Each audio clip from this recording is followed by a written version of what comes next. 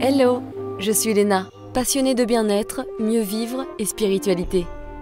J'ai créé ce podcast pour faire connaître au plus grand nombre des méthodes alternatives pour aller mieux, que ce soit physiquement ou mentalement.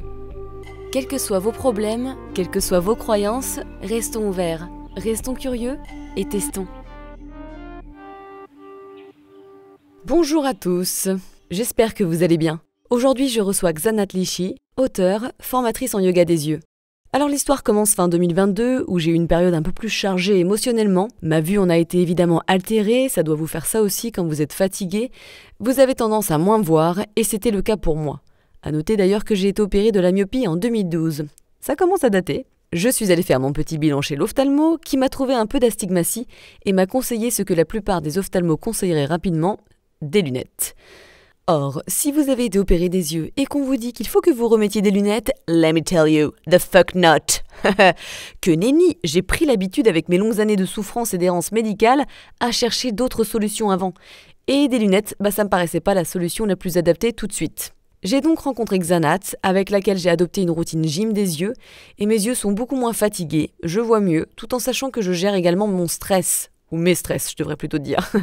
Et ça, je pense que c'est une chose qu'il faut aussi retenir. Gérez vos sources d'angoisse, car même la baisse de vue est un message de votre corps.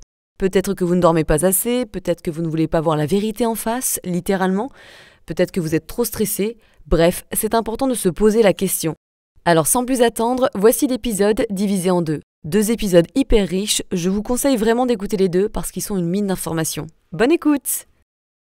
Bonjour Xanat, je suis très contente de te recevoir dans Horizon Podcast, merci d'être là. Merci, bonjour Léna, moi aussi je suis ravie. On va passer un bon moment ensemble. Mais tout à fait, et très contente enfin de pouvoir réaliser ce podcast qui a été reporté pour cause de maladie hivernale. Mais ça va mieux, je pars juste encore beaucoup du nez, donc vous m'en excuserez mes chouchous, je sais c'est pas très agréable. Alors aujourd'hui, nous allons parler du yoga des yeux parce que je trouve, et bien sûr toi aussi, que nos yeux ne sont pas assez considérés dans notre société aujourd'hui. C'est simple, on n'y prête pas du tout attention, on n'en prend pas soin et pourtant on les torture un peu en regardant trop souvent de près. Alors avant d'entrer dans les détails, j'aimerais que tu nous expliques pourquoi tu t'es dirigée vers ce domaine, car il me semble que tu travaillais initialement dans le monde de l'audiovisuel. Oui, tout à fait. J'ai commencé quand j'avais 22 ans en travaillant dans différentes émissions à la télévision pour différentes chaînes. Et ça me plaisait beaucoup, ça me passionnait. J'ai réalisé un rêve, j'ai fait ça pendant 15 ans. Mais au fil du temps, j'ai commencé à m'intéresser au développement personnel, aux médecines douces. Je viens d'une famille où on est très branché homéopathie, soins naturels, etc. Et il se trouve que depuis mon enfance, j'étais myope et astigmate et j'étais obligée de porter des lunettes ou des lentilles, en tout cas des corrections non-stop. Et ça, c'était depuis l'âge de 7-8 ans. Donc, j'ai passé toute une partie de ma vie avec des lunettes en permanence et à une vision un peu faible. J'avais une myopie à -6. Et à un moment donné, j'en ai eu assez de ces lunettes. Et ça me gênait, je me trouvais moche. C'est pas pratique, mais je me trouvais moche avec. Mais je comprends, j'avais la même chose, j'aime pas, ça me va pas les lunettes. Voilà. Mais quand je les enlevais, j'étais dans le flou complet, une myopie à -6. Il y a des myopies beaucoup plus fortes. On voit rien quand même. Non, on voit pas bien. On est un brouillard total, on peut pas fonctionner. Et donc, c'était très compliqué pour moi de les enlever. Et j'ai cherché des solutions. Et dans ce parcours de développement personnel que je faisais en parallèle de mon travail à la télévision, qui me passionnait, mais qui était aussi très speed. C'était bon, je pense que c'est bien pire maintenant, bien plus, en tout cas, bien plus speed, bien plus fou, bien plus tout ce qu'on veut, voilà. Mais déjà à l'époque, je trouvais, moi, j'ai commencé dans des années bénies, on va dire, d'un ancien temps, et petit à petit, j'ai vu le stress arriver, le speed arriver, les rapports de force arriver, la compétitivité arriver, ce qu'il n'y avait pas vraiment au début. On était plutôt dans un côté plus artistique, plus créatif. Et là, ça commençait à moins me convenir. Et c'est aussi pour ça que j'ai fait ce parcours de développement personnel pour apprendre à me détendre, apprendre à gérer les stress, les rapports de force qui me convenaient pas du tout.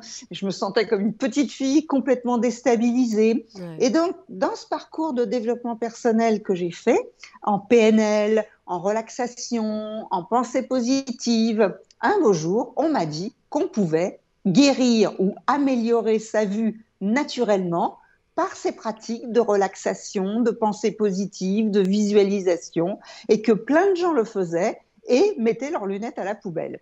Et là, moi, mes yeux ont fait « Oh, ça existe? Mais pourquoi j'en ai jamais entendu parler ?» Je n'ai pas du tout remis ça en doute, peut-être parce que j'étais depuis toujours dans un milieu où la santé naturelle nous paraissait une évidence. Probablement, ouais. Voilà, et la première chose que je me suis dit, c'est mais pourquoi on n'en a pas parlé plus tôt?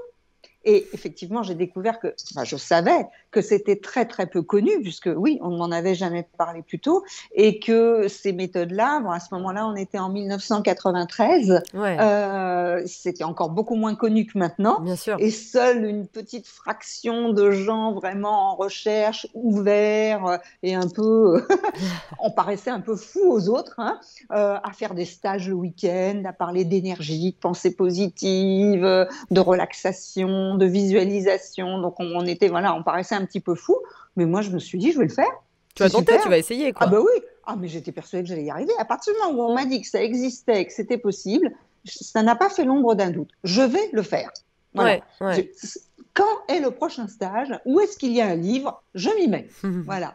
Et donc, voilà, j'ai acheté un livre d'un auteur américain qui avait amélioré sa vue naturellement et plein d'autres choses de sa santé. Je suis allée faire un stage de sa méthode à Paris et ça m'a vraiment ouvert les yeux, ça m'a ouvert des portes. J'ai commencé à pratiquer pour moi, petit à petit, progressivement. Hein, c'est pas un coup de baguette magique. Hein. Progressivement, j'ai commencé à voir mieux sans lunettes, à me passer de lunettes plus facilement. C'était pas facile au début, Bah, hein, moins mais 6 myopie, oui, c'est clair, hein, tu oui, oui, m'étonnes. oui, oui, ça a été progressif, mais j'ai pu le faire. J'évitais de faire certaines activités où vraiment j'avais absolument besoin de mes lunettes. Notamment, je suis une passionnée de cinéma, donc là, pendant quelques temps, j'ai évité d'aller au cinéma parce que j'avais essayé sans lunettes. Ça marchait pas encore. Non, pas du tout. À l'époque, on n'avait pas beaucoup d'ordinateurs dans le travail. On travaillait beaucoup plus sur des dossiers papier. Donc là, en tant que myope, il n'y avait pas de problème, quoi. Je pouvais tout à fait gérer mes dossiers, mes papiers, etc. Et puis beaucoup de relations en vis-à-vis, quoi, avec les gens, en équipe. Donc ça se passait bien. Et petit à petit, progressivement, j'ai fait mesurer ma vue. Au bout de quelques mois, j'avais récupéré une dioptrie et je n'avais plus du tout d'astigmatisme. Et quand on nous dit ça, on fait waouh, Ouais, c'est c'est clair. très très encourageant. Puis on se dit ah bah ça marche alors, parce qu'on mesure ma vue et oui j'ai récupéré. Et puis j'ai récupéré encore une autre dioptrie, etc. Et ce qui s'est passé aussi pour moi, c'est que donc j'étais dans ce milieu de l'audiovisuel, je travaillais pour différents programmes. Et en fait, je me sentais de moins en moins bien dans ce milieu. C'est pas que le travail ne m'intéressait pas, c'est l'ambiance, les Ouais. relations humaines, le L'énergie. stress, l'énergie, etc. Je me sentais de plus en plus Tendu, tendue, quoi. Ouais. pas à ma place et avec d'autres aspirations. Donc, quand j'ai fait ce stage d'amélioration de la vue, on nous demandait en début du stage nos objectifs. Pourquoi on venait à ce stage? Et donc, j'ai dit, bah, pour voir sans lunettes, pour voir par mes propres yeux, pour retrouver une bonne vue, mais aussi pour retrouver de l'harmonie dans ma vie. Ah, Voilà. Et donc, bah, l'univers nous entend et nous envoie des réponses. ah. Voilà. Et en fait, ce qui s'est passé, c'est que quelques mois plus tard, disons, mon contrat n'a pas été renouvelé. Eh ben J'étais voilà. intermittente du spectacle. Et donc, d'un côté, c'était, voilà, quand on perd son travail, c'est toujours, Ça fait peur. c'est un choc. Hein. Mais tout de suite, dans ma tête, je me souviens, j'étais dans le bureau de mon directeur de production qui m'annonçait ça. Et dans ma tête, ça m'a dit, c'est ta réponse. Ouais, c'est fou. Il n'y a plus d'harmonie pour toi là. Donc, c'est un mal pour un bien. Ouais. Voilà. Mais à l'époque, je pensais que j'allais trouver un autre programme, une autre société, etc. Et en fait, maintenant, la vie m'a orientée autrement. Je n'ai jamais eu dans l'idée de donner mes propres stages ou d'écrire des livres. Pas du tout. Je voulais continuer d'améliorer ma vue, je voulais continuer d'aller mieux, de me sentir mieux, de prendre confiance. Et en plus, dans le stage que j'avais fait, on me disait que les problèmes de vue étaient très souvent liés à des manques de confiance en soi et à des peurs.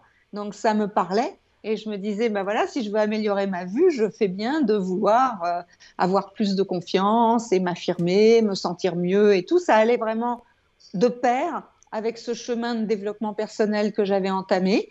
Et en fait, tout naturellement, comme j'étais chargée de production, assistante de production dans l'audiovisuel, eh bien, j'ai proposé à mes amis qui animaient des stages de les assister dans leur organisation de stage. Et donc voilà, la bifurcation a commencé comme ça. Jamais je ne voulais me mettre sur le devant de la scène, mais je trouvais que voilà, ça faisait plus sens pour moi d'organiser des stages de bien-être et de parler de santé, d'amélioration de la vie par la qualité de vie. Ça faisait beaucoup plus sens pour moi et c'est comme ça que le virage s'est opéré. Et puis à un moment donné, on m'a proposé de donner mes propres stages parce que voilà, j'avais acquis une certaine expérience, j'avais fait pas mal de développement personnel. Je m'étais formée, mais je m'étais formée par intérêt personnel. Ouais, c'est marrant. Et quelque part, ça m'avait préparée à partager ce que j'avais découvert et ce que je vivais dans mes yeux, parce que j'étais toujours dans ce processus de récupérer ma vue. J'avais regagné des dioptries, mais je n'avais pas la vision parfaite et je voulais continuer d'améliorer ma vue et je voulais continuer d'aller mieux, etc. Et au début, quand on m'a proposé de donner mes propres stages, je dis mais non, mais non, mais non, mais non. Et quelqu'un m'a dit, tu sais, ce qu'on a reçu dans la vie, un jour, il est bon et il est temps de le partager. Ah, c'est beau. Et oui, voilà, ça a résonné. Je me sentais pas enseignante, oui, prête à faire ce genre de choses. Voilà, non, c'était pas officiel, disons, il n'y a pas de formation officielle en plus dans ce domaine-là. Mais partager mon histoire, mon parcours, mon expérience, mes découvertes, ça oui. Donc je le dis parce que c'est comme ça que je me présente. Je ne suis pas médecin, je ne suis pas psychologue, je ne suis pas tout ça.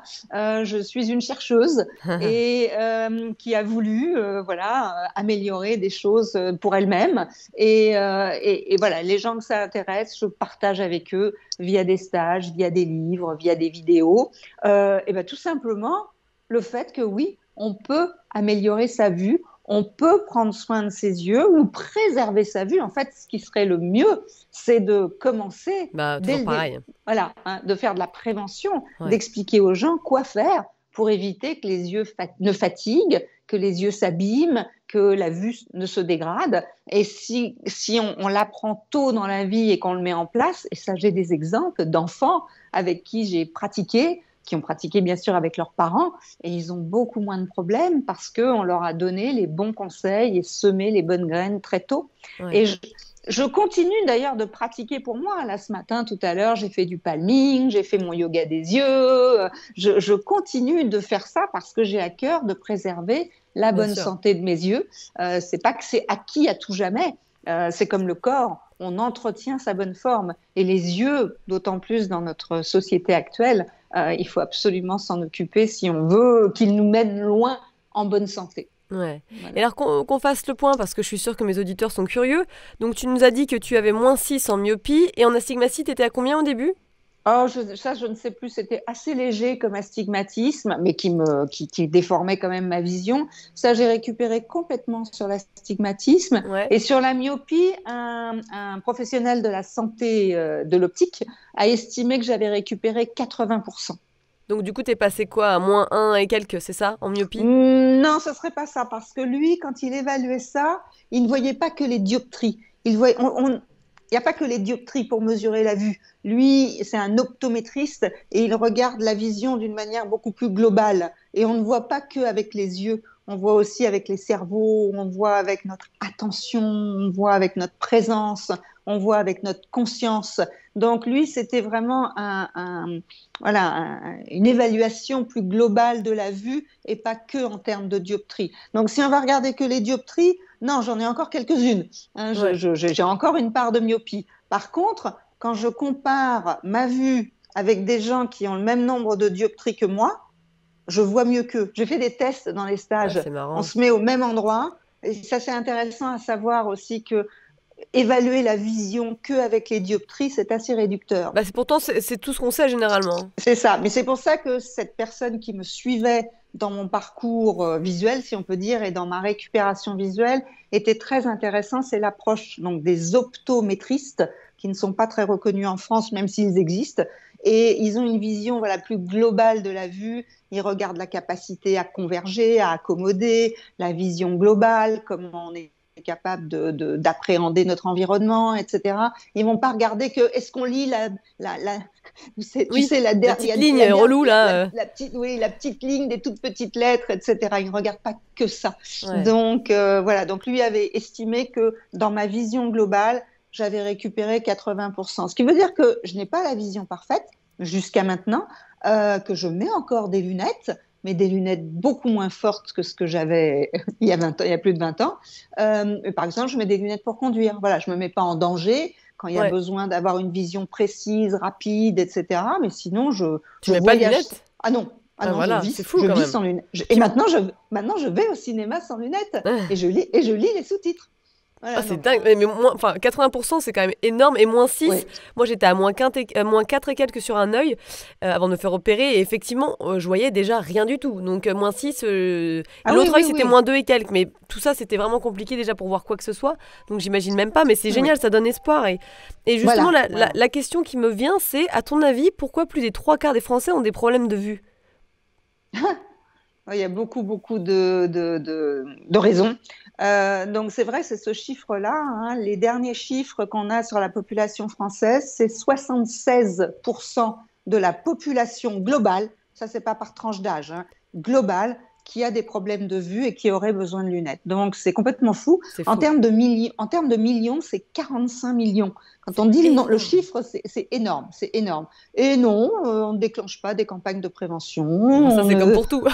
On ne donne pas pour tout, mais pour beaucoup. Non, oui, il y a quand même plus de prévention, je trouve, pour la santé du corps. On incite les gens à bouger, à s'aérer, etc. Donc, déjà, voilà, il n'y a pas cette part d'information, il n'y a pas cette part de prévention. Et notre mode de vie a énormément évolué d'une manière qui n'est pas du tout favorable à une bonne santé des yeux. On est de plus en plus en intérieur. Nos yeux, pour être bien, ils ont besoin de lumière naturelle, de lumière extérieure, de lumière solaire. On est de plus en plus enfermés, et donc avec moins de lumière, voire des lumières artificielles. Et le fait que nous soyons enfermés, ça nous coupe aussi de quelque chose dont les yeux ont absolument besoin, c'est de voir loin.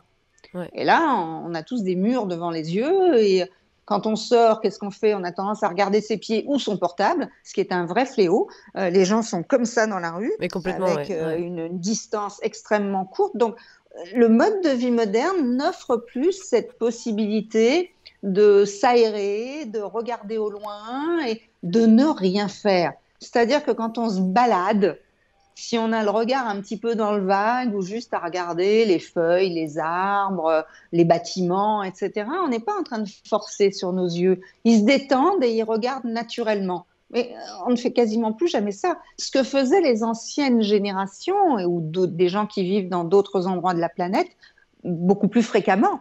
Ils sont dehors, ils regardent, ils vont, ils viennent. On n'est pas dans cet effort d'une vision fixe et rapprochée que génère le mode de vie moderne. Donc on est soit nous maintenant sur des téléphones, sur des tablettes, sur des écrans, sur des livres, ou en tout cas enfermés à avoir le regard qui ne peut pas porter au-delà de quelques mètres et les yeux n'ont pas l'occasion de faire une gymnastique naturelle. Oui, de bouger. Voilà, de bouger. C'est comme les gens qui restent sur leur canapé toute la journée, on leur dit mais c'est pas bon, il faut que vous bougiez, vos muscles ont besoin de bouger, vos tendons ont besoin de bouger. Et on le comprend, ça. C'est pareil avec les yeux. Je suis en train de tourner les yeux pendant que je le fais. et voilà. Et quand on se retrouve en extérieur à vivre, si on peut dire normalement, nos yeux vont être amenés à bouger. Parce qu'on regarde, on observe, on est attentif à ceci, on cherche cela, etc. Maintenant, les gens, qu'est-ce qu'ils cherchent ? C'est sur le portable. Même quand ils cherchent une rue, ils googlent le nom de la rue et ils ne sont pas en train de lever le nez et chercher ou demander à des gens, etc. Voilà. Et alors, cette augmentation donc, d'activité en vision fixe, rapprochée et en intérieur, ce n'est pas bon du tout pour les yeux. On manque aussi d'exercice, on manque d'oxygénation. Tout ce qui est oxygénation va faire énormément de bien à nos yeux. Nos yeux consomment beaucoup d'oxygène Et donc, faire du sport, aller marcher, danser, sauter, etc. Tout ça va nous faire du bien globalement, mais va faire du bien aussi aux yeux. C'est aussi en rapport Euh, avec la lymphe, peut-être? tout à fait, hein. Dès qu'on a une activité physique, on s'oxygène, bien sûr, beaucoup mieux. Ouais. Et en quelques minutes, la lymphe est activée et donc va circuler, va éliminer les toxines et tout ça est bénéfique pour les yeux. Donc de l'exercice physique va faire du bien. Mais là aussi, dans notre monde moderne et citadin, beaucoup de gens ont une activité physique, c'est vrai, mais en salle. Ouais. On est beaucoup plus dans des trucs de salle maintenant. Oui, Même c'est vrai. courir. On court sur un tapis de jogging, on fait du vélo sur un vélo Électrique? fixe, Enfin, fixe, pardon, etc. oui, oui, bien Ou sûr. fixe. Donc, voilà. Et l'idée, c'est de retrouver au maximum des activités d'extérieur. Bon, oui, bien couvert, mais les anciens n'avaient pas peur de ça. On parlait, quand j'étais petite fille, moi, le dimanche, traditionnellement, on se mettait au vert. C'est Ouais, cette expression, hein, et on savait que c'était bon et sain. ouais, Et en tant qu'enfant, on râlait un peu, mais on nous forçait à sortir. Et là, on se prenait un bon bol d'oxygène, un bon bol d'air. Puis on revenait, en fait, on était content. Hein, ouais, ça nous avait fait beaucoup de bien. ouais, Et ça faisait naturellement du bien aux yeux. Voilà. Donc, il y a tout ce mode de vie qui a complètement changé et ouais. l'utilisation de nos yeux qui a complètement changé. Le fait aussi qu'on fait beaucoup moins de pauses qu'avant, on ne fait pas de sieste, on prend moins le temps de se détendre. En fait, pour tout un tas de gens, les détentes maintenant, c'est sur le portable. J'observe que tout un tas de gens au travail sont devant des écrans, certes, s'en plaignent en disant « Oh, ça me fatigue les yeux », mais dès qu'ils ont une pause, qu'est-ce qu'ils font? Ils vont Ils sur le attrapent le portable. téléphone portable. C'est Alors, ils disent, tellement non, mais ça. là, c'est voilà. Alors, bien sûr que là, c'est pour quelque chose de plus détendant, voir ces messages ou regarder des vidéos rigolotes, etc. Et que on a l'impression que ça détend, mais pas les yeux, ça ne les détend pas du tout. Complètement. Donc voilà, moi j'invite les gens à la pause, à sortir, à s'aérer, à regarder au loin, à faire quelques étirements, à respirer, profiter un peu de tous ces petits moments où on peut se recharger plutôt Ouais, que de sauter sur encore une activité qui va encore être fatigante pour les yeux. Donc on ne laisse pas à nos yeux des temps de récupération. ouais, Et puis s'ajoute à cela, pour répondre encore à ta question, la malbouffe. ouais, Nos yeux ont absolument besoin d'une bonne alimentation saine. Il ne ouais. faut pas oublier que si on regarde la médecine énergétique chinoise, on dit que les yeux sont sur le méridien foie-vésicule biliaire et que l'œil est l'organe externe du foie. Il y a beaucoup de liens entre notre sphère digestive et nos yeux. Et l'alimentation moderne avec trop de sucre, trop d'additifs, trop de mauvais gras fait beaucoup, Ouais, beaucoup de dégâts et dès l'enfance. Donc ça joue énormément dans la dégradation de la vision des Occidentaux, si on peut dire. Et ouais. puis les pollutions qui ont beaucoup augmenté, le stress. Le stress, c'est le facteur numéro un de toutes les maladies, et c'est vrai pour les yeux aussi. Et on vit un monde de fous furieux stressés. C'est pas Bah ouais, normal d'être stressé. exactement. C'est pas normal, c'est pas normal. Ouais, Mais voilà, donc tout ça rajouté ensemble, ça nous fait un package qui est un paquet non pas du tout cadeau, hein, qui est vraiment très nocif pour les yeux. Et comme on n'explique pas la plupart du temps aux gens que tout ça n'est pas bon pour les yeux et ce qui serait bon à faire pour les yeux, les gens sont démunis. En fait, beaucoup de gens maintenant pensent que c'est normal de vivre comme ça. C'est ouais. normal de manger comme Bah, on ça. a été C'est éduqués devenu comme ça aussi. voilà, c'est devenu la nouvelle norme. Et Ouais, puis les publicités nous montrent un monde, voilà, hyper connecté, virtuel, de fast-food, etc. Et il faut un petit peu enfin, il faut avoir envie de réagir et de se positionner autrement et de chercher des solutions par rapport à cette espèce de monde qui nous est proposé, qui a tout un tas de côtés séduisants, faciles, branchés, etc., etc. Mais il faut prendre quelques pas de recul, il faut avoir envie de le faire et se dire, attends, est-ce que c'est vraiment sain pour moi ça? ouais. Non, mais c'est Et il y clair. a des gens qui veulent pas le faire. Bien Oh, sûr. bon, de toute façon, moi, ce que j'entends des fois, c'est oh, de toute façon, il faudra bien mourir un jour, hein, de ça ou d'autre chose. Et c'est pas ça le problème. C'est comment on va vivre notre chemin. Bien sûr qu'on va tous mourir, mais c'est comment on va vivre ce chemin jusqu'à la mort. Est-ce que ça ne vaut pas le coup? Moi, c'est ce que je pense. Hein. Est-ce que ça ne vaut pas le coup de se donner les moyens de le vivre en bonne santé et de voir bien sûr. confortablement. Et tout à l'heure, tu parlais de relaxation et de détente, ce qui me fait penser aux émotions. Et est-ce que nos émotions et nos stress peuvent impacter la qualité de notre vision? Alors, moi, je le crois.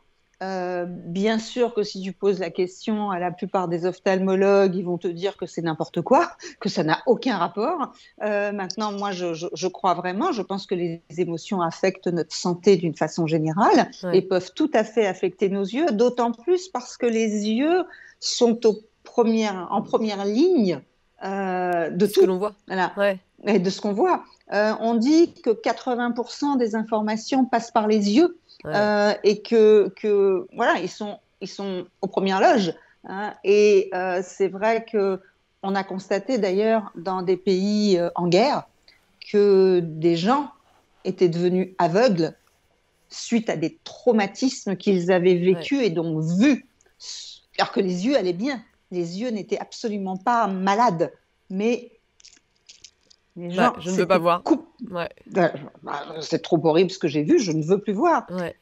Pour les gens qui auraient vu le film sur la vie de Ray Charles, un film qui était sorti, je crois, en début des années 2000, qui s'appelait Ray, Ouais. euh, il montrait comment et pourquoi Ray Charles était devenu aveugle, non-voyant. Ça lui est arrivé dans sa petite enfance. Il voyait bien, il avait toute sa vue en tant que petit. Ce n'est pas une maladie des yeux, apparemment. Il a vu quelque chose d'horrible et de très traumatisant pour un petit enfant. Il n'était trop petit, il ne pouvait rien faire, il ne pouvait pas intervenir. Et le film faisait vraiment la relation de cause à effet entre cette scène où le petit Ray voit quelque chose d'horrible et dans les scènes suivantes, il perd la vue. Ouais. Et Le c'est un cerveau film qui que switch Ray off. Charles, voilà, c'est un film que Ray Charles lui-même avait validé. Hein. Il avait validé le scénario. Il était encore vivant à ce moment-là, et donc visiblement, il était d'accord avec ce point de vue sur le fait qu'il avait perdu la vue pour cela. Ouais. Donc oui. Alors, on n'a pas besoin de vivre des choses aussi violentes et traumatisantes que ce qu'il a vécu ou ce qu'ont vécu des victimes de guerre, mais nous avons tous vécu des choses douloureuses, Ouais. difficiles. Et moi, je dis toujours que ce qui est intéressant, c'est de regarder ce qui a pu nous toucher dans notre sensibilité. Voilà, parce que nous sommes tous différents et certaines personnes vont vivre un événement d'une façon plus cool ou moins cool que d'autres. Ouais, Alors, bien sûr. je donne toujours le même exemple. Beaucoup d'enfants développent un problème de vue au moment de la naissance du petit frère ou de la petite sœur, quand ils ne sont plus le seul, quand il y en a un nouveau qui arrive et qui, quelque part, leur vole la place, la vedette, etc. Et ça peut générer tout un tas d'émotions. Des fois Ouais. des émotions positives, mais des fois des émotions de peur, peur de l'abandon, la jalousie, le manque, parce qu'on s'occupe moins d'eux, etc. Et on a constaté que c'était un des événements qui pouvait, pas systématiquement, mais qui pouvait susciter le début d'un problème de vue chez les enfants. Donc ce n'est pas un drame, ça fait partie de la vie quotidienne, mais en psychologie c'est très étudié et on sait que ça génère énormément d'émotions, de Bien sûr. conflits, Ouais. de difficultés. Mais peu de gens ont fait le lien avec baisse de la vue. Ouais. Voilà. Et quand on l'observe, on voit que souvent ça correspond avec le moment où le petit frère est arrivé. Ça peut être aussi les grandes étapes de la vie où on vit quelque chose de nouveau, un changement qui fait monter du stress. L'entrée à l'école primaire, il y a des enfants qui ne veulent pas y aller, ils pleurent. Moi, j'y allais en courant, hein, je voulais que ça, aller à l'école primaire parce que je voulais lire, je voulais écrire. Voilà, j'étais pressée d'y aller, mais je me souviens qu'il y avait d'autres enfants qui s'accrochaient à leur maman, qui pleuraient, qui ne voulaient pas y aller. Pour Ouais. d'autres, à l'adolescence, ça va être l'entrée au collège, l'entrée au lycée, l'entrée dans la vie adulte, le moment très difficile pour certains étudiants des classes préparatoires où ils travaillent comme des fous, ils fatiguent leurs yeux, ils sont dans un stress comme ça. Il y a ces concours de sortie, de Oh. compétition, Ouais. etc. Et il y en a, pouf, la vue chute. Mais Voilà. ouais, justement, bah moi, il y a quelques mois, c'était une émotion. Je pense que j'avais pas mal d'émotions de stress et je travaille beaucoup sur moi, donc sur certaines densités qui sont restées en moi par rapport à mon histoire personnelle. Et je pense qu'il y avait aussi pas mal de culpabilité ou ce genre de choses. Et donc, effectivement, ma vue a baissé à ce moment-là. Et normalement, ça m'arrive, hein. Moi, j'ai été opérée de la myopie, mais c'est vrai que ça avait baissé. Et normalement, ça dure que quelques jours quand je suis fatiguée ou ce genre de choses. Mais là, ça durait plus longtemps et c'est pour ça que j'ai essayé de chercher d'autres techniques pour améliorer ma vue. Mais effectivement, voilà, il y a aussi des émotions de choses qui sont en toi très importantes, Tout à fait. que tu en aies conscience ou pas, hein, d'ailleurs. Mais c'est vrai que je pense que ça peut vraiment jouer, comme d'ailleurs la fatigue. Et ce qui me fait penser, pourquoi quand on est fatigué, on a tendance à moins voir? Est-ce que c'est parce que nous n'avons pas eu assez de temps pour régénérer nos rétines? Je Alors, sais pas, hein, mais tu vois, je veux juste rebondir sur ce que tu disais bien sur la sûr. culpabilité. Toutes ces émotions, culpabilité, honte, jalousie, compétition, jugement, etc., sont des émotions qui vont ne pas nous faire du bien Ouais. et qui vont bien souvent nous toucher dans notre plexus solaire Oui. et qui vont générer des tensions au niveau du plexus solaire. Alors là aussi, je fais un autre lien dans les chakras, puisque le plexus solaire, c'est un chakra. Dans les chakras, c'est le plexus solaire, le chakra qui régit la vision physique. Et donc, dès qu'on vit un stress, c'est pour ça que je parlais de stress tout à l'heure, ça vient contracter ou nouer ou faire mal au plexus, forcément, ça aura une incidence sur la vue et la vision, puisque si le chakra du plexus solaire ne va pas bien, il est contracté, il est noué, ça va rejaillir Ouais. sur la vision physique parce qu'il gère les yeux. Donc, de la même façon que j'ai tout à l'heure au niveau du foie, hein, le foie en médecine chinoise qui est relié aux yeux, si on a un problème d'intox, de problème alimentaire, de problème de foie, etc., ça peut agir sur la qualité de notre vision. De la même façon, toutes ces émotions, qu'on dira entre guillemets négatives, vont impacter notre plexus solaire et vont donc avoir une Ouais. répercussion sur les yeux. Et quand on sait ça, on commence à l'observer et on s'en rend compte. Et Ouais. on voit que quand on n'est pas bien, pour une de ces émotions-là, d'un seul coup, on peut observer que notre vision se brouille ou Ouais. baisse. Ou... Ah bah là, tu vois, pour être honnête, puisque j'ai passé 3 jours de gastro et que je suis fatiguée, etc., j'ai des conséquences, j'ai aussi la crève, je vois mal, là j'ai du mal à fixer mon ordinateur par exemple, je vois pas Tout à bien, fait. je le vois directement pour le coup. Je sais que ça va s'arranger, ça va revenir, mais j'ai du mal à te fixer, je vois pas trop les lettres, c'est un peu brouillard, mais effectivement, je le vois quand je suis fatiguée aussi, Voilà. ouais. Alors ça, c'est normal. Voilà. Donc pour aller à ta question suivante par rapport à la fatigue, et effectivement encore plus si on est malade, c'est la première récupération de nos yeux, le sommeil, Ouais. le repos. C'est pour ça que je disais tout à l'heure, on offre beaucoup moins de temps de récupération à nos yeux. Mais on dort moins bien, ça a été calculé, Ah bah ça, évalué. Nous ne dormons plus assez et en plus pour beaucoup de gens, un sommeil de mauvaise qualité. trop stressée. Euh, Stressé, du bruit, de la lumière, il faudrait dormir dans le noir, etc. Plein de gens sont en ville, il y a du bruit, il y a des perturbations, le stress, les gens se réveillent en pleine nuit, les insomnies, enfin bon, Ouais. bref. Si nos yeux ne se reposent pas bien et ne peuvent pas bien récupérer pendant la nuit, quand on dort, ils vont être en déficit. Si on est malade, encore plus. En fait, la fonction visuelle consomme énormément d'énergie. Et plus on est en forme, plus on est reposé, plus on est en bonne santé, mieux on voit. Ouais. Et d'ailleurs, j'ai souvent des gens qui me disent « Ah mais moi en vacances, je vois très bien ». Ils se reposent plus, il y a évidemment moins de stress, il y a de la détente, il y a du plaisir, on est bien. Souvent, mais ça peut être les vacances d'hiver, hein, mais il y a Ouais. plus de lumière, on est plus dehors, ce que je disais tout à l'heure. On va être plus dans des activités d'extérieur, donc on est en lumière naturelle qui aide et qui favorise une bonne vue, et forcément on s'oxygène plus, on s'oxygène mieux, et puis on se fait du bien. Voilà, la nature nous recharge, l'exercice, le mouvement physique nous recharge, Bien sûr. et donc tout de suite les yeux ils vont beaucoup mieux. Ouais. Voilà. Donc c'est sûr. Alors voilà, c'est aussi de se dire si on est fatigué, voilà, c'est pas oh là là, ça y est, j'ai la vue qui baisse. C'est ah ben non, je suis fatiguée. Voilà, je Ouais. vois le lien de cause à effet. Je suis malade. Ah bah oui, effectivement, je vois tout de suite que mes yeux, ils n'ont plus l'énergie parce qu'il n'y a plus assez d'énergie dans le corps, parce que l'énergie va ailleurs, etc. Et donc c'est important aussi de regarder nos problèmes de vue autrement, de voir que nos yeux sont impactés par tout un tas de situations de nos vies. Ouais. Tu parlais des émotions, de la fatigue, la maladie, l'alimentation, le stress, etc. Et plutôt que de tout de suite se dire, ah ben ça y est, c'est le début de la baisse de la vue, se dire, qu'est-ce que j'ai bien pu faire ou qu'est-ce que je peux vivre qui génère cette baisse visuelle? Et qu'est-ce que je peux faire pour aider mes yeux à récupérer? Ouais, complètement. Il y a des choses à faire. Voilà. Exactement. Et donc, et là, c'est donc de reprendre un peu le pouvoir sur la santé de nos yeux et de voir les effets négatifs ou positifs des choses que nous vivons et ensuite de pouvoir agir en conséquence. Ah oui, là, effectivement, il faut que je dorme mieux. Ah, là, il faut que je me repose. Ah, là, je suis trop stressée, il faut que je fasse quelque chose. Voilà. Je vais aller courir, je vais aller marcher, je vais aller me faire un massage, qui sait, Ouais. quoi que ce soit. Hein. Mais je vais me donner les moyens. Ah oui, peut-être que j'ai un peu abusé du sucre ces temps-ci et que j'ai mangé un peu trop lourd ou j'ai une digestion un peu chargée. Ah, je vais peut-être me faire une petite cure de je sais pas quoi hein, Ouais. pour m'assainir un petit peu. Voilà, donc c'est toutes ces choses-là qu'on va pouvoir envisager plutôt que de partir dans la fatalité de oh, mais c'est normal que la vue baisse et puis oh, bah, de toute façon il n'y a rien à faire.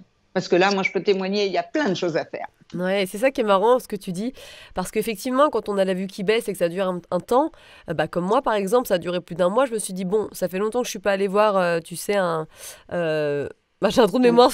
Hein, comment un tu... Merci, ophtalmologue. c'est mes neurones qui se connectent moins après la gastro, je crois que... Où sont mes neurones? Je ne sais pas. Et effectivement, bah, tu sais, c'était... bah, vous avez perdu... pas en myopie, mais c'était en astigmatie. Moi, je savais pas trop. Mais il dit, bah, vous êtes un peu astigmate, alors va falloir porter des lunettes. Je fais... alors, j'ai été myope, j'étais opérée. Moi, remettre des lunettes, comme toutes les personnes qui ont été opérées, tu n'as pas envie de remettre des lunettes. Donc, Bien c'était un sûr. peu dur. C'était un petit peu... voilà, j'ai pas... Enfin, tu vois, ça faisait pas plaisir. Et je me suis dit, attends, Léna, on va se calmer. Il y a probablement d'autres solutions.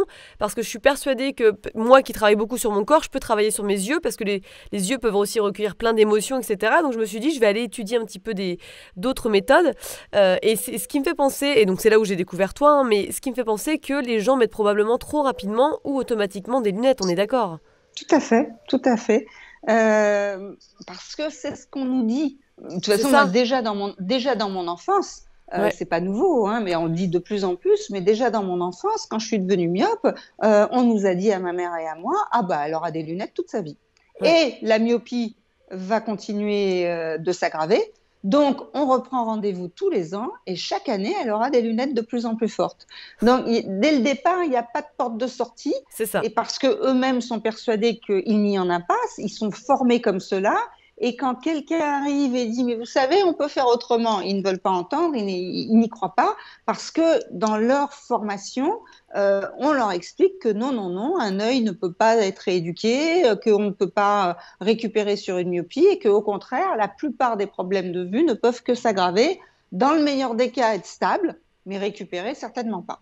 Ouais. Donc, il y a ce discours qui est là et qui s'est amplifié, je dirais, au fil des décennies. Et maintenant, tous les adultes, on leur dit que de toute façon, même s'ils ont grandi enfants, adolescents, etc., en ayant une bonne vue, qu'il ne faut pas se faire d'illusions. À la quarantaine, ça baissera fatalement. Donc, quand la vue baisse, effectivement, les gens disent ah ben ça y est, parce qu'il y a une programmation collective que tôt ou tard, la vue baissera et qu'il n'y a rien à faire. Et c'est le début.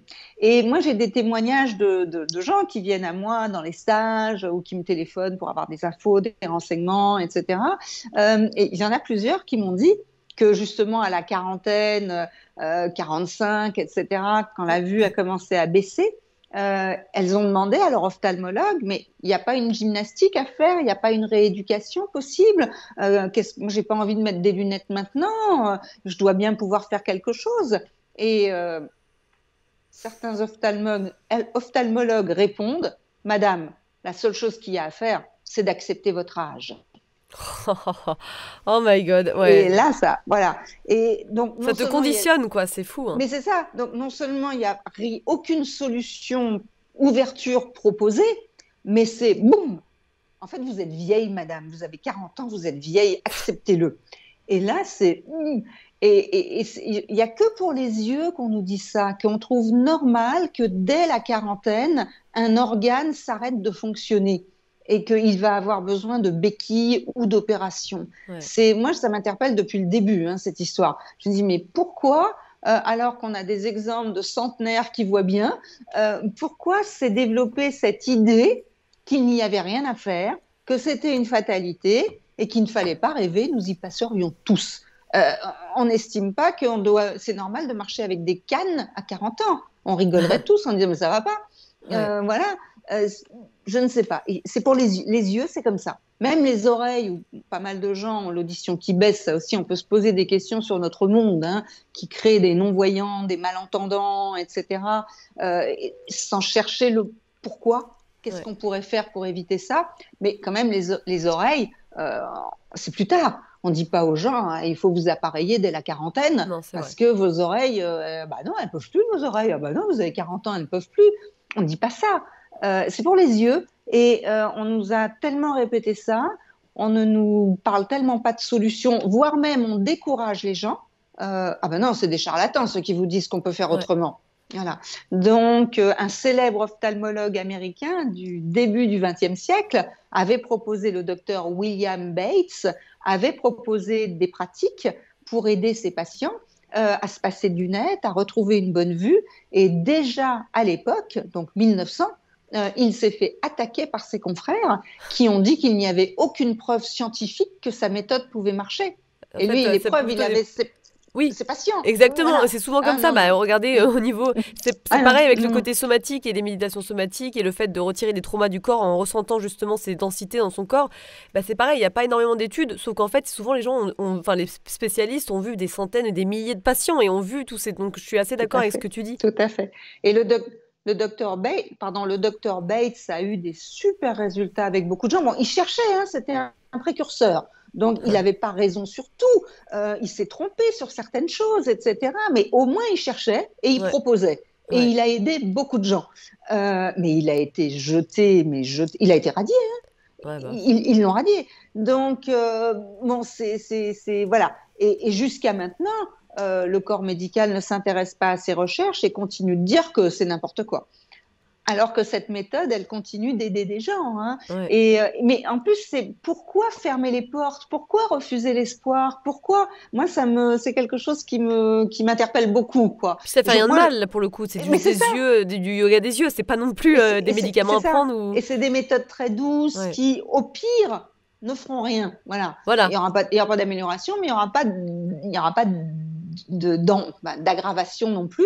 Et quand on prend soin de soi en douceur, de toute façon, c'est plutôt bénéfique. Donc, c'est vrai que c'est très étonnant parce que ça peut générer, le fait que ces méthodes existent, ça peut générer beaucoup d'agressivité chez les gens qui n'y croient pas. Et moi, j'ai envie de dire, mais attendez, je ne vous oblige pas à le faire. Juste, je vous dis que c'est possible. Vous n'avez pas envie, ne le faites pas. Mais pourquoi voilà. Donc, pourquoi être anti systématiquement, sans même écouter, sans même observer, sans même essayer. Voilà. Hein. Donc, voilà pourquoi je pense que nous en arrivons à 3/4 de la population qui a des problèmes de vue, entre l'évolution de notre mode de vie qui n'est pas du tout favorable à une bonne santé des yeux et les croyances, la programmation induite, voilà, l'absence de campagne de prévention, d'explication, etc. Mais les croyances, tu sais, je suis vraiment d'accord, je te coupe, excuse-moi, mais parce que l'orthoptiste que j'ai vu, elle m'avait dit, de toute façon, dans 5 ans, vous allez mettre des lunettes parce que dans 5 ans, vous avez 40 ans. Alors, j'ai trouvé ça complètement stupide. C'est-à-dire que ça me plante une petite graine dans mon cerveau et en fait, c'est comme ça que ton cerveau va se dire, bon, voilà, dans 5 ans, pouf.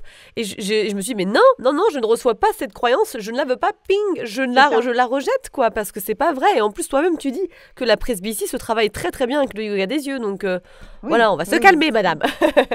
Oui, mais voilà, mais eux sont convaincus de ça. J'ai rencontré pas mal de professionnels de l'optique, hein, parce que j'ai collaboré avec des opticiens, avec des magasins, etc. Donc, c'est toujours intéressant de rencontrer des gens qui sont ouverts et qui cherchent un peu autre chose.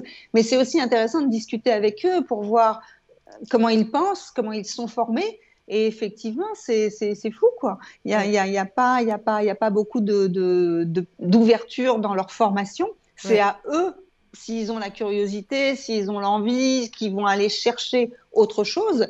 Mais dans leur formation, c'est très fermé. Hein, c'est comme ça et c'est pas autrement. Et sur la presbytie, une opticienne m'avait dit que dans leurs études, ils apprenaient. Alors, c'est pour les jeunes générations d'opticiens. Je pense qu'avant, ils n'apprenaient pas ça. Mais on leur apprend que le cristallin, Donc, c'est cette lentille qu'on a à l'avant de l'œil qui, justement, permet de faire l'accommodation et donc qui nous permet d'accommoder pour voir de près et puis qui va se mettre autrement quand on est en train de regarder au loin.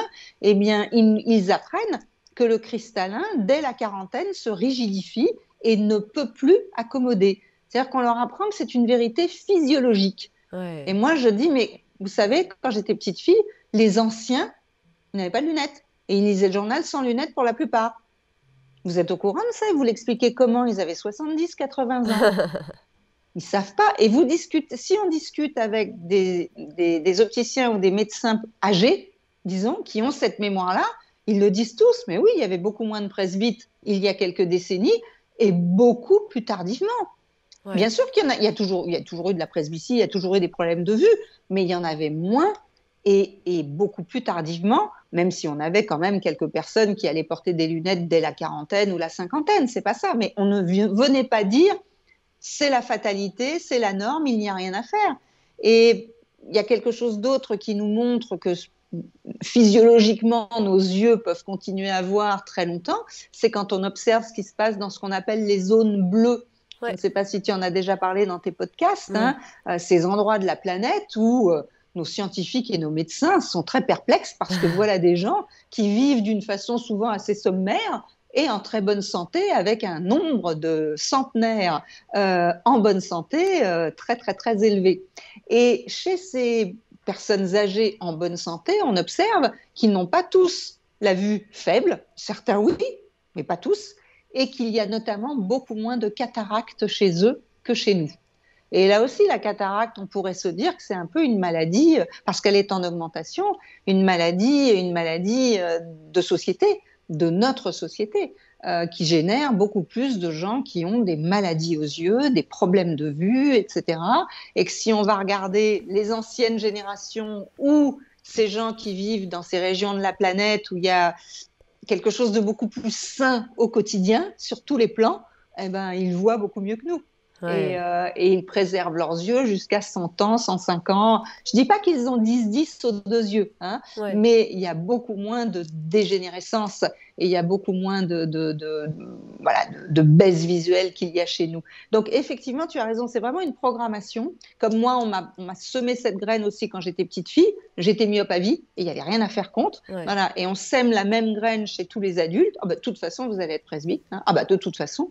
Et c'est dommage, voilà, parce que quelque part, les gens se laissent alors. Étant donné qu'en plus, le mode de vie moderne favorise la presbytie, ça, c'est une réalité. Mais pour moi, c'est bien plus un mal des temps modernes dû à notre mode de vie, plus qu'une fatalité physiologique. Ah, c'est marrant. La suite la semaine prochaine ?